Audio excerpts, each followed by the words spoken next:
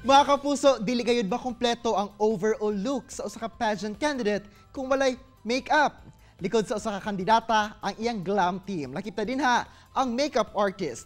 O karong buntaga ato makauban ang makeup artist dinhi sa Davao City nga nag-produce na og mga pageant title holders. Si Rodney Noel Varquez. Sir Rodney, maayong buntag og dayon sa At Home with GMA Regional TV. Kamusta, sir?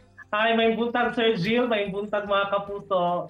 Sir Rodney, unang-una, sir, pila na ba kakatuig isip usa ka makeup artist ug paunsa po nagsugod ang imong career niini? Actually, Sir Jill, nag-start to good makeup, Sir Jill, no? Katong bata pa ko, Sir Jill. Pero gi-career na ko siya, Sir Jill, mga 8 years na, Sir Jill. Then since bata ko, Sir Jill, no, kay love na ko ang drawing, love na ko mag-design. Then accidentally, Sir Jill, no, kay nag-makeup ko sa ko ang classmate. Then dito na nako naganahan mag-makeup kay gina-appreciate nila ako ang work. Nag-start ko makeup sa pageantry, sir, sa tungod sa akong amiga, sir. Gi-invite ko nila na mag-makeup sa barangay pageant. So dito ko nag-start, sir, school pageants, barangay pageant.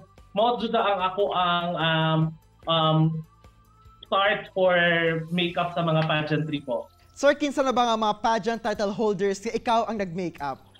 Sir Jill, ang mga beauty queen na ako ang na-makeupan or na-ayusan, Sir Jill, no? Diri sa local. Sa Mutia ng Davao, Sir Jill, 2016, Molly Chodoro. Mutia ng Davao, 2017, Reyna Kobayashi. Then, ang Diwa ng Davao, 2018, Cindy Benedicto. Mutia ng Davao, 2019, Clydal Tabacolde. Sinag ng Davao, 2019, Yulen Napuli. And Mutia, Pilipinas, Asia Pacific, International, Liza Castro. O ang Miss Silta, Philippines, Katrina Johnson. O bless kayo ko, Sir Jill, no? Kay na-try po na kong make-upan sina Miss Universe, Philippines 2017, Rachel Peters, Miss Supranational, Jazza Wellar, o ang Miss Earth na si Karen Ebasco o si Angelia Ong, Sir Jill. Sir Rodney, unsa ba ang mga things to consider para mubagay ang makeup sa usa ka tao? Sir Jill, pag sa pageant, Sir Jill, sa ako ang good, Sir Jill, mas nasanay ko, Sir Jill, na pag mag-makeup ko pageantry, di kayo na ko siya i-heavy makeup. Siguro, Sir Jill, nasanay ko na ako ang glam look sa iya is kanang mugawas lang po ang ilahang natural beauty, Sir Jill ba. Bali, i-enhance lang nimo sila. Di na ko sila bali i-transform like kanang matabunan na ang ilang original face. Ana, Sir Jill. Sir, unsa ba imong most memorable experience imong career isip usa ka makeup artist? Siguro, Sir Jill, no, ang pinaka-memorable na ko na experience kauban ang candidate o kauban pud nako ang team, Sir Jill, kay dili man jud makompleto ang babae mo beauty queen ko wala ako ang team. Siguro, Sir Jill, no, kanang madaog sila kay dako kaayo siya overwhelming siya, Sir Jill, kay nakatabang mi sa bata na matupad ang ilahang pangandoy as a beauty queen. Number one is dapat tan-awon nimo sa usa ka client kung mabagay ba ang makeup sa iyang outfit or unsa ba yang atenan ba or kasal ba yang atenan or party ba yang atenan. Sir, unsa ba imong mahatag nga tips sa mga gusto ma-boost ang ilang confidence through how they look like using makeup? Sir Jill, my advice, sir, is be yourself, sir. Then ayaw kasawa mag-explore sa mga bagong trend sa makeup, sir. Then ako ang permitting motto, sir, kay dawaton nimo tanan mga criticism as makeup or in terms sa makeup kay dito jud ka mag-grow, Sir Jill.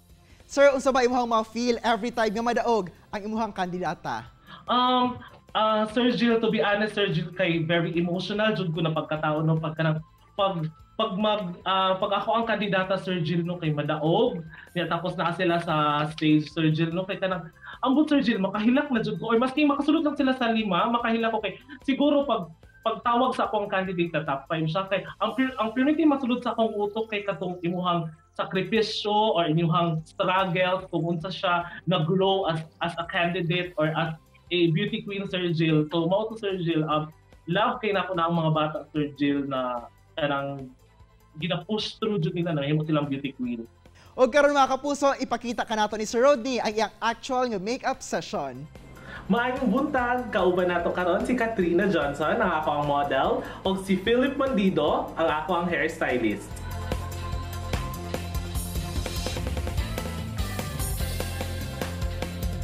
So let's start. Now spray a face mist all over her face and apply a good serum on her face to add more glowy look. And apply a good moisturizer according to the type of her skin and blend it well. Use a good coverage liquid foundation on her face and apply a little amount of powder foundation para iwas tayo sa cakey. You can also use powder, velvet, or cream blush on your face. For the eyeshadow, I use shimmer and brown pan liner for dramatic look. Next is for the clear brow gel for the brows and mascara. And the most important product is the highlighter. So, gradient color for her lips so that magmukha siyang Korean. And we're done for the natural glowy look. Wow, ganda naman! Dahil salamat Sir Rodney for sharing your skills and talent sa itong mga kapusong Mindanawan ug amping always, sir. Chillax sa mga kapuso, mubalik pa ang At Home with GMA Regional TV. Kini ang At Home with GMA Regional TV.